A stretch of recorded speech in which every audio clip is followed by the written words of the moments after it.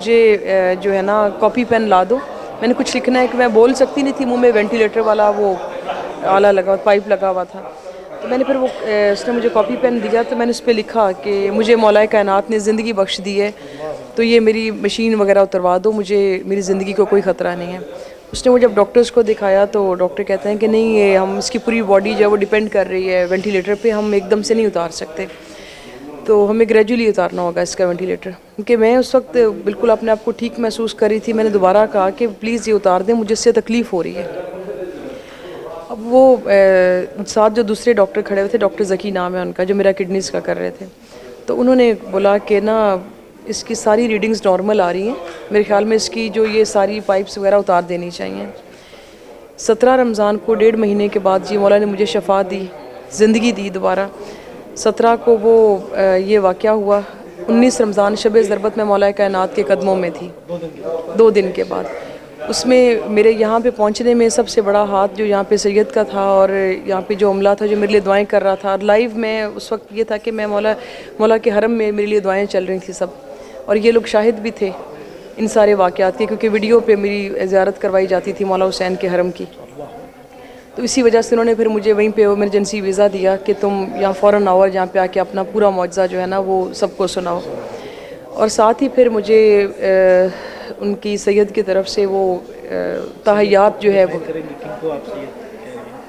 जी, ये इसमें है मैनेजमेंट के ही हैं लोग जी। इसमें अंडर तो सैयद अली सिस्तानी के आते हैं ये सारे, और फिर सैयद सादुद्दीन हाशिम है, तो इन लोगों ने बेसिकली मुझे करवाया था। तो उसमें उन्होंने मुझे तहय्यात वीज़ा दिया यहाँ का, और उसके अलावा हरम में मेरी नौकरी है, वरना कोई भी यहाँ पे हरम में फ़ॉरनर कोई जॉब नहीं कर सकता। मैं वाहिद फ़ॉरनर हूँ जिनको इनके कहने पे यहाँ पे जॉब दी गई है। अभी भी आती हूँ, मतलब वो एक खुदामा का कार्ड बना हुआ है, जब भी आती हूँ आके जो चंद लम्हे हैं वो यहाँ पे आके मौला के हरम में नौकरी वगैरह करती हूँ। अब क्या मैसेज देंगी जो हमारे नाज़रीन इस वक्त देख रहे हैं? बाज़ लोग के जब हम जैसे प्रोग्राम्स वगैरह करते हैं तो लोग फ़ोन करते हैं, हम हमेशा ये कहते हैं कि हाजत बयान नहीं करनी है, वो सब उनको सब पता है, खुदा जानता है, और सिर्फ अहले बैत का वास्ता दें, मौला हुसैन का वास्ता दें। तो बहुत सारे लोग इस वक्त भी देख रहे होंगे, हर इंसान के पास हाजत है, उनके लिए, उनके दिल की ढारस के लिए कोई मैसेज? बिल्कुल मैसेज है जी।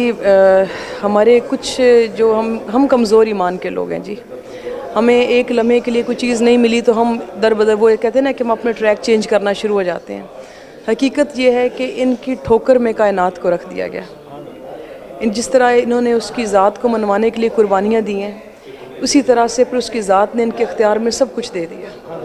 अब ये मेरा एक वाक़या, और ऐसे कई लोगों के साथ ये वाक़यात हुए हैं कि किसी को ज़िंदगी अता होगी, किसी को शफा अता होगी, तो ये कौन दे रहा है?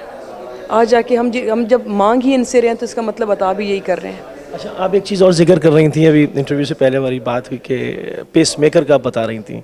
मैं चाहूँगा वो भी ऐड करें इसमें। अच्छा जी, मेरा वैसे एक बड़े अरसे से एक प्रॉब्लम स्टार्ट हुई थी, मुझे टैकीकार्डिया का एक इशू था, और उन दिनों में मेरा यही था कि पेशावर हयाताबाद में एक डॉक्टर थे, उनसे टाइम ले चुके हुए थे। तब मुझे कोविड वगैरह नहीं था, बल्कि कोविड का नामो निशान भी नहीं था जब ये टैकीकार्डिया का इशू चल रहा था। तो टेस्ट वगैरह सारे कंप्लीट था, मुझे नॉन पेस मेकर लगाना था वहाँ पे।